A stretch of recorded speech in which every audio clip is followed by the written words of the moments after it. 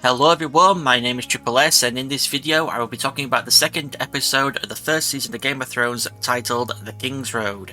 I'll be going through the plot of the episode, giving my thoughts, praise, criticisms and such, and every so often comparing the show to the book. If I get something factually wrong, or if you disagree with any of my thoughts or opinions, just leave a good-natured comment below letting me know. Also, something I should have mentioned in the first video, yes, this is all scripted and I'm not very good at making it sound natural as I read, so sorry about that. As well as that, I also have messed up teeth. When my back teeth touch, there is still a gap between the top and bottom of my front teeth, which messes with my speech. I could do 100 takes and each one would have some level of slurring. It's unavoidable, I'm sorry. With that said, let's begin. After the opening credits showing us King's Landing, Winterfell, The Wall and Vasto Flak, replacing Pentos from the previous episode, we see Drogo's Khalasar on the march. Dany's getting real tired of eating horse, and Jorah says the Dothraki have two things in abundance, grass and horses.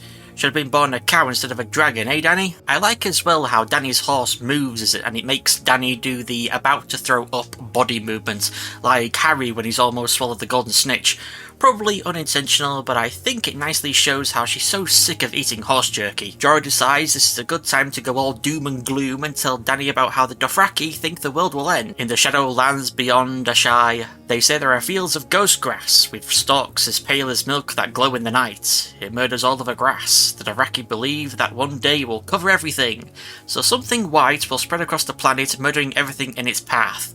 Later, Jorah reminds Viserys that Pentos is still an option for him to return to, rather than travelling with the Dothraki, but Viserys refuses. Whether this is also an attempt to get Dany back to some level of comfort since she's majorly suffering from riding sores and Drogo's nightly visits is unclear, though I doubt Drogo would want to be parted from his slave wife. His wife. Viserys says he's going to stick with Drogo till he gets his crown and says it's a hard knock life, but at least it's better than having your head lopped off by Ned Stark for selling some poachers into slavery, as Jorah did, giving us the reason why he's here and had fled Westeros. Viserys says when he becomes king, slavery is going to be a-okay with him, which, yikes. Back in Winterfell, Tyrion, surrounded by bitches, in the canine sense, is then welcomed by Joffrey and the Hound. Tyrion tells Joffrey to offer Lord and Lady Stark his sympathies over Bran, and when Joffrey refuses, he is slapped not once, not twice, but 3 times by his uncle.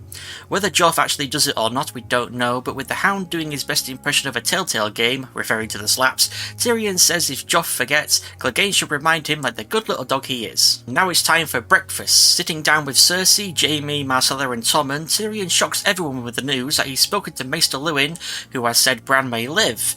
Dun dun dun! He shocks them again, saying he's definitely going through with his plans to go to the Wall, though definitely not to take the Black, just to urinate into Wildling country. Cersei, disgusted, takes Marcella and Tommen, leaving Jaime to question Tyrion's loyalty when Tyrion says he hopes Bran wakes up and can tell them what happened. Also, just something I noticed to me, it really looks like they're drinking out of giant egg cups. Presumably to see the state of Bran after what Tyrion said, Cersei goes to visit him and Catelyn. Here we have a big departure from the book of what happened to Cersei's first child, the little black-haired beauty. In the book, we learn that when Cersei found out she was pregnant with Robert's baby, she told Jaime, who found a woman that could abort the pregnancy. Both the pregnancy and abortion she kept secret from Robert. This act stemmed from Cersei's hatred for Robert when he was drunk, whilst they consummated their marriage and whispering Lyanna's name during it. In the show, however, Cersei did actually give birth to a boy, though not long after being born, the unnamed child died of a fever, leaving Cersei and Robert devastated.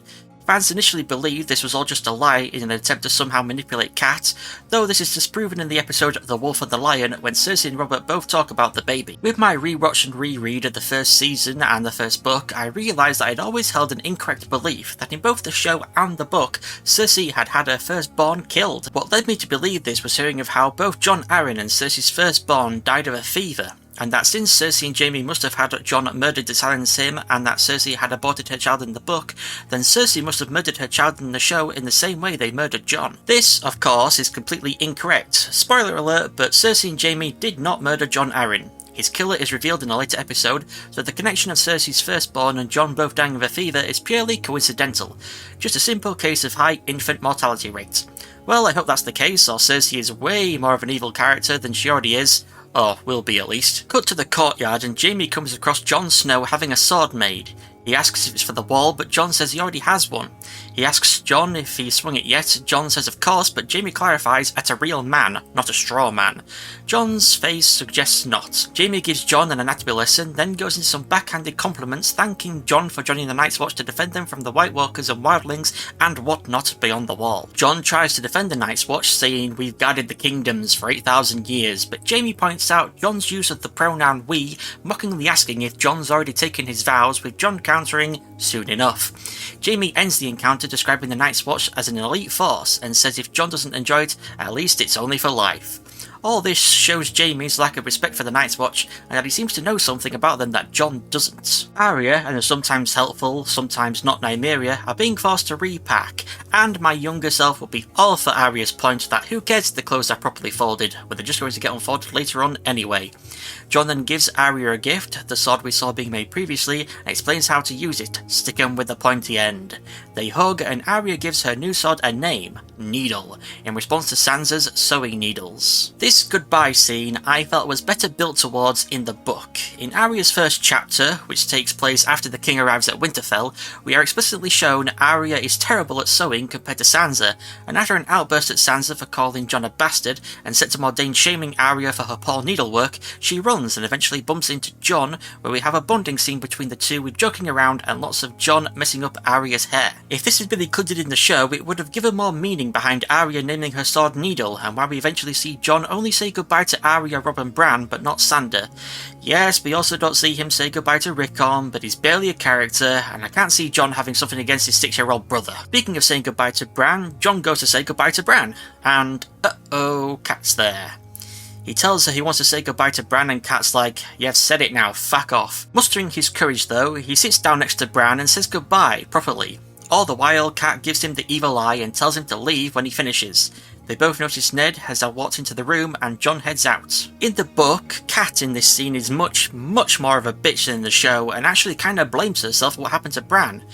After she found out Ned was going to take Bran with him to King's Landing, she'd prayed to the gods for them to keep Bran with her at Winterfell, and well, her prayers were answered. When Jon says it wasn't her fault, she snaps at him, saying, I need none of your absolution, bastard.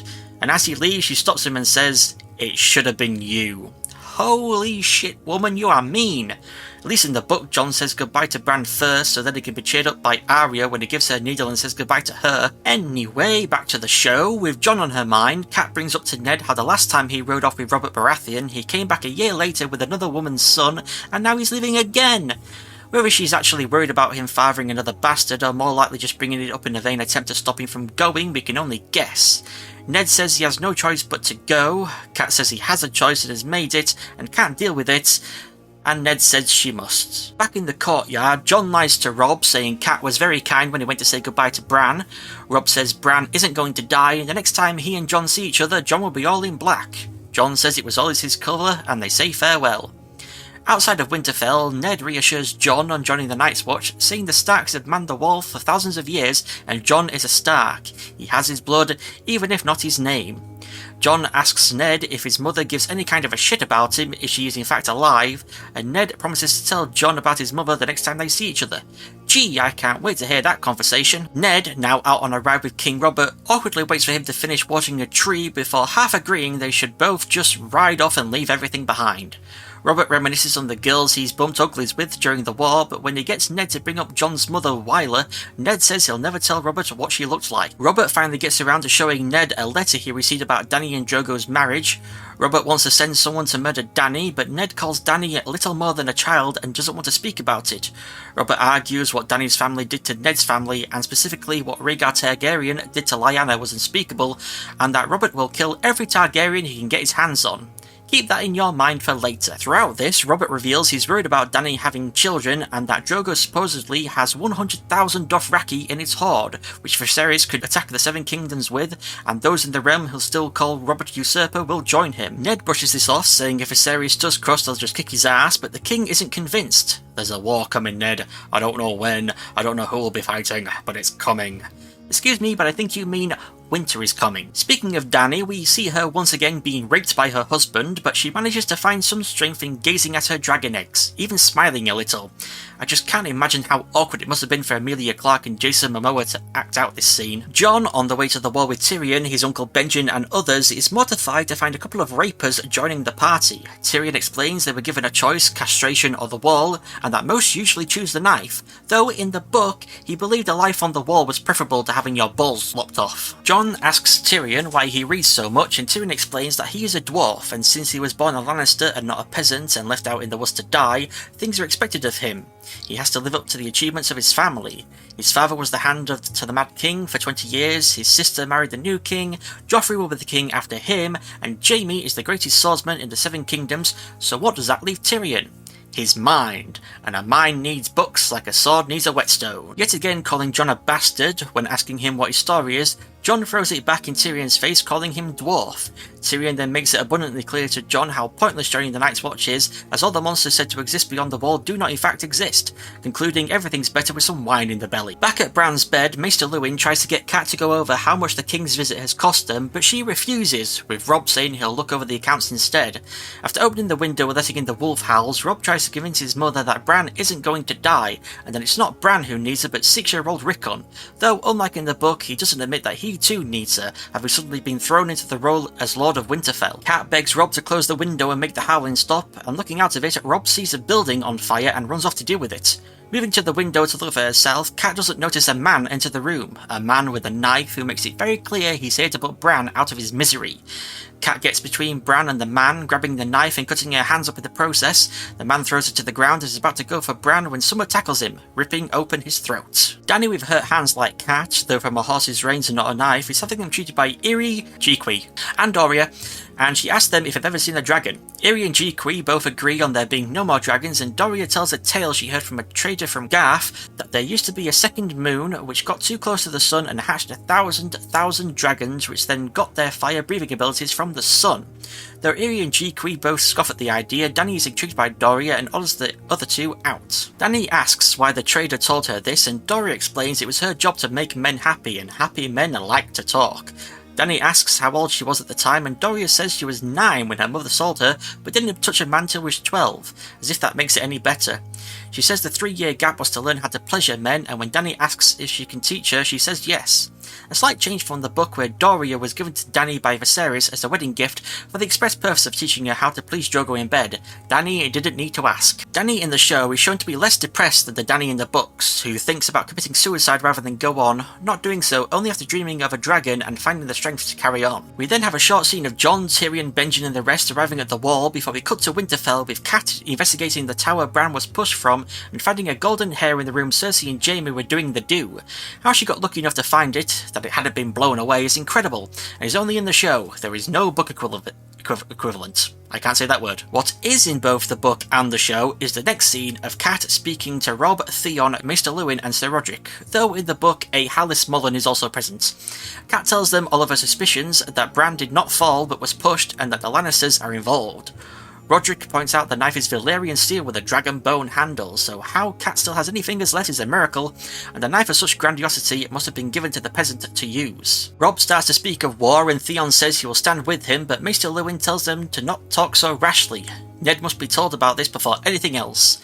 Cat doesn't trust a raven won't be intercepted, so Robb says he will go to King's Landing, but Cat says she will go only with Sir Roderick to avoid unwanted attention. When Robb asks her about Bran, she says it's up to the gods now, and we see her visit him one last time. Back with Dany, Doria begins her lovemaking lesson with an unsure Dany who doesn't think Drogo will like her being on top and that it isn't the Dothraki way. Doria tells Dany to make Drogo like it and that she is not a slave. If Drogo wanted it the Dothraki way, he would have a Dothraki slave, but he married a non-Dothraki, so he must want something different. Dany gets her chance to put Doria's teachings to the test, telling Drogo no when he tries to take her like a slave, then speaking in Dothraki to convince him to let her be on top and to face him, allowing her to make this round of rape a lot less painful than previously. On the Kingsroad, Sansa is walking her direwolf lady when she bumps into Sir Ilan Payne.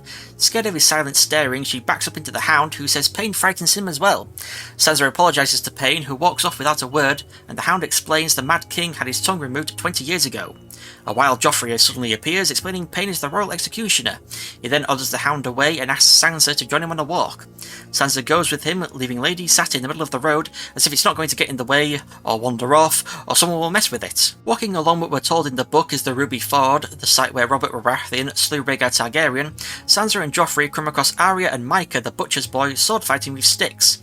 Drawing his sword, Joffrey tries to get Micah to fight him with his stick, but seeing Joffrey cutting Micah's face, Arya hits him in the head with her stick and Micah runs off. Joffrey goes mad, swinging his sword at Arya, calling her a bitch and a cunt, while Sansa shouts at them to stop until Nymeria appears out of nowhere and bites Joffrey's arm, causing him to drop his sword. Arya picks it up and holds it at Joffrey, who begs her not to hurt him. After some intense angry eyes from Arya, she finally throws the sword into the ford and runs off with Nymeria. Speaking like she's in a fairy tale, calling Joffrey her poor prince, she says she will go find help. Joffrey snaps at her to go and to not touch him. Whilst hiding from searching Lannister soldiers, Arya hugs Nymeria, then forces her to run away with a thrown rock.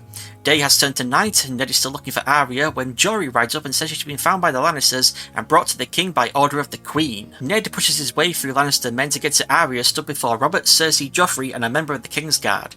Cersei says Joffrey has told them everything, that Arya and Micah beat Joffrey with clubs whilst Nymeria tried to tear his arm off, and at some point Arya threw Joffrey's sword in the ford. With Arya saying it happened differently, Robert is understandably frustrated to not know what to make of it all, so he asks where Sansa is. Ned says Sansa is in bed, but Cersei says she isn't and calls her in. This happens differently in the book, where Ned brings in Sansa in the hope she will put family first and tell them what really happened, though I do actually prefer how it happens in the show, with Cersei already using Sansa's love for Joffrey to her advantage. Sansa plays dumb, saying she can't remember, causing Arya to attack her in a rage. Cersei says she's just like her wolf and wants her punished. Robert wants to end the discussion, saying children fight, but Cersei points out Joffrey's arm will scar. Robert is in disbelief that Arya managed to disarm his son and tells Ned to discipline his daughter and he will discipline Joffrey. Bloodthirsty Cersei is having none of it and forces Robert to order a direwolf killed. With Nymeria long gone, the only choice is Lady. Going forward, somehow this doesn't seem to create any strong lasting resentment towards Cersei from Sansa.